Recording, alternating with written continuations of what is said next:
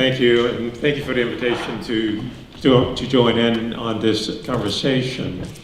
I was here just several weeks ago to attend the National Black Police Association conference, and quite frankly, that conference was quite an eye-opener for me. I will set the stage by saying that when I travel internationally, there's generally this expectation that I'm going to speak into the issue as though I am bringing expertise from the United States. And I want to clarify the point that I have been working internationally since 1997, when I first started working in the former Soviet republics to address issues of policing as a service rather than policing from a perspective of the exercise of authority. And so I have worked in over 36 countries around the world, so I'm bringing to you really what I would like to share from the basis of a few decades of learning from police and communities from throughout the world. However, there are some lessons from the United States that I would like to share, because during the conference with Andy and great colleagues from the association, I learned a great deal by talking to members who had experiences that truly shocked me. I did not expect to hear what I heard. There was one young lady that I spoke to who said that she experienced pretty extreme forms of discrimination and bias and harassment, and yet she felt that it was not worth it to pursue any forms of justice for those behaviors against her. And then for those who are heard, like Charles, who took steps to find forms of justice for the actions against them, the systemic response to that, it truly amazed me. Now, we can be as critical as is justified about what goes on in the United States, but we do have a saying that we have high internal accountability in American Police Department and very poor external accountability. And let me explain what I mean by that. So, as a chief of police, one of the first classes that I went to with my city manager, who would be my immediate boss, in those classes as chief of police is a reminder of my responsibility to have no level of tolerance for discrimination, bias, sexual misconduct, for officers who clearly are in violation of the rules and policies of the organization. And it was just embedded in me, not only as an officer coming up through the ranks, but clearly as a chief officer of the department. It was just, without question, something that was simply not tolerated. And to the positive credit of the department, the officers fully expected the administration to do something about those inappropriate behaviors against their fellow officers. And so when I hear an officer tell me that she or he has been discriminated and there were a lack of support from fellow officers within the department because of the color of their skin or because of their gender identity, or it truly amazed me, quite frankly. I found it rather shocking, quite frankly, because I have been given the United Kingdom far more credit than apparently my subsequent research has found than you deserve. And that's the honest truth, because I have been giving you a great deal of credit and have argued on the behalf of what I believe to be going on in the UK, that I was absolutely shocked that in some cases was fully on the opposite end of the spectrum from what I have learned. So I established that from almost a position of apology for those of you that experience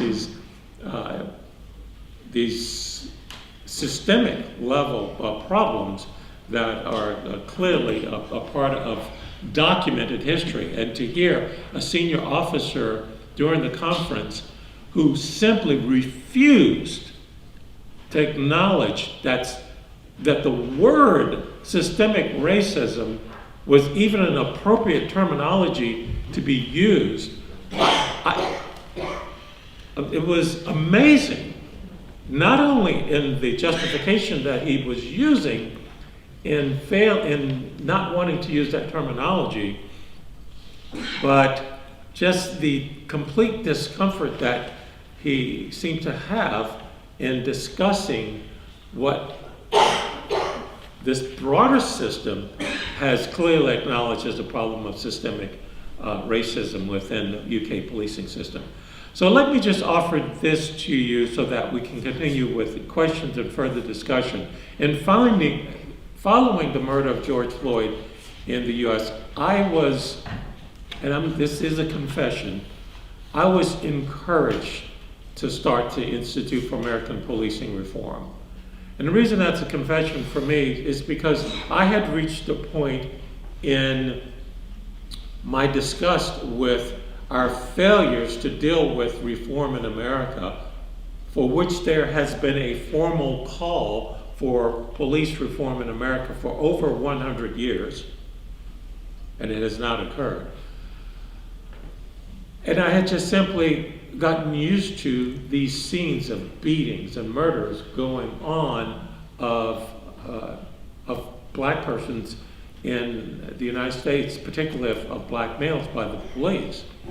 I had images even from a child. I grew up in the 60s where one of the images burned into my mind was the police walking, putting my brothers and other teens face down and letting the German shepherds nip at their heels and intimidate them as a form of deterrence to keep them from joining the Black Panther parties, which of course the first thing they did after the police left was to join the Black Panther Party. So I founded the Institute on 5 pillars of reform, which I think are key for us to acknowledge here as a part of necessity for change anywhere. It's not just 5 pillars of reform for the United States, it's 5 pillars of reform for policing everywhere. And I'll share them with you very quickly. First, in law and policy.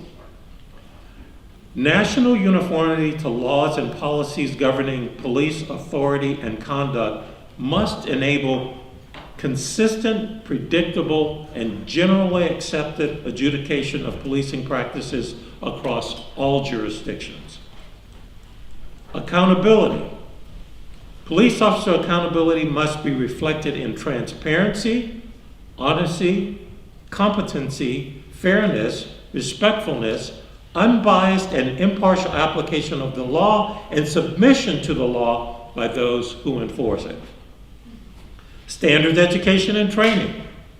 Police officers must adhere to the highest ethical standards, as was pointed out, because police officers are the most powerful public officials that the average citizens ever encounter, right? They have the ability to immediately remove your freedom, and in some cases, immediately take a life. It's certainly true and overused reality in the United States. They must receive broad, community-oriented education and undergo diverse training regimens. Policing standard education and training must promote instinctive peer-to-peer accountability and absolute regard for human dignity, laws, and policy. Pillar 4, leadership development. Policing service must be led by persons determinedly committed to the highest regard for human dignity, public care, and public safety. Police officers must be led and held accountable by people who inspire an unwavering care and service ethos. Finally, pillar number 5, community engagement and education. Policing reform must be developed and sustained through embedded citizen participation in a dynamic and compassionate change process that is mindful of history and sensitive to the racial and ethnic identity issues that are key and essential in our communities. Thank you.